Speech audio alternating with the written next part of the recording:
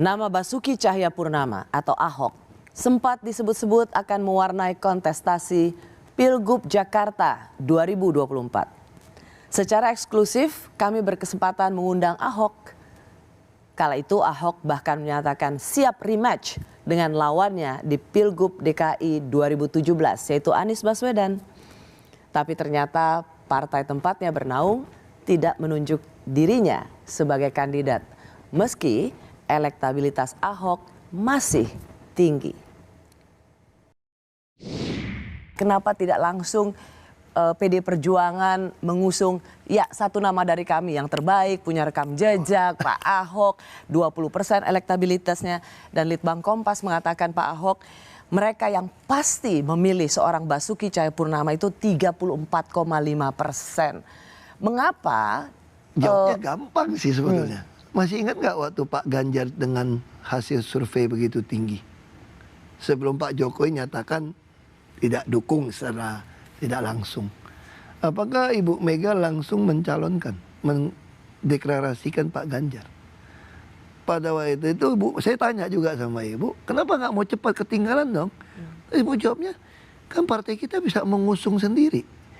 Terus buru-buru, kan rakyat juga udah kenal yang kita calon. Kan kita bukan, kecuali calon yang kita calonkan tuh orang nggak kenal. Perlu waktu untuk diperkenalkan gitu loh, sosialisasi. Makanya kemudian saya bertanya, ada faktor-faktor yang kemudian kalau mencalonkan Pak Ahok, maka itu akan membangunkan lagi politik identitas, ribut lagi, kerukunan agama yang akan terkoyak. Apakah dengan pertimbangan-pertimbangan non-rasional seperti ini, itu Anda merasa sebagai yang dikorbankan? Enggak. Atau jadi kambing hitam? Saya nggak melihat PD Perjuangan mempunyai persepsi seperti itu ya. Justru sekarang yang terjadi kalau bisa, kita mesti lihat dong.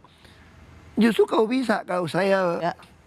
Justru kalau bisa rematch sama Pak Anies lebih menarik. Wow. Supaya mengukur sampai di mana bangsa ini setelah naik levelnya untuk menuju Bhinneka Tunggal Ika gitu loh. Jadi Pak Ahok mau rematch lagi dengan Pak Anies? Bukan, maksud saya itu kalau Anda mengatakan bahwa ini akan takut ribut gitu loh. Kalau takut ribut ya paling cocok ya rematch dong untuk mengukur supaya apel dengan buah apel bandingnya gitu loh. Cuman mau, udah pede? Bukan soal pede nggak pede, kalau kita pengen demi untuk bangsa ini menilai, kalau bisa ikut menarik menurut saya. Untuk mengukur kan, apakah terjadi lagi demo yang besar, atau terjadi lagi pasang tulisan di mana-mana, kan kita itu menarik gitu loh, untuk mengukur. Pada giliran nanti kalau bukan Anda yang diusung, apakah ada kekecewaan? Enggak lah, kami kan bilang kan partai pelopor itu kami dilatih sebagai kader.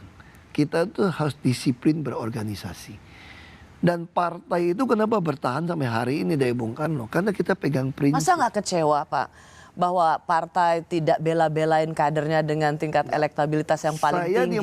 Pernah menjadi gubernur DKI Jakarta. Pernah memiliki rekam jejak kinerja yang terbaik. Tapi toh tidak diusung oleh partai. Kamu dan kayak nggak ngerti, nggak kenal aku aja. Saya masuk tahanannya nggak kecewa kok. Ketika sebetulnya itu harusnya saya bisa hukuman pencobaan. Saya tidak perlu ditangkap masuk ke dalam. Harusnya saya nggak jadi tersangka juga.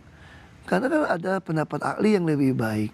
Nah tapi demi negara lebih baik karena dulu alasannya toh. Supaya nggak ribut, supaya yang ribut nuntut saya itu bisa senang. Pesta atau senang lah Ahok di penjara. Saya nggak stres toh.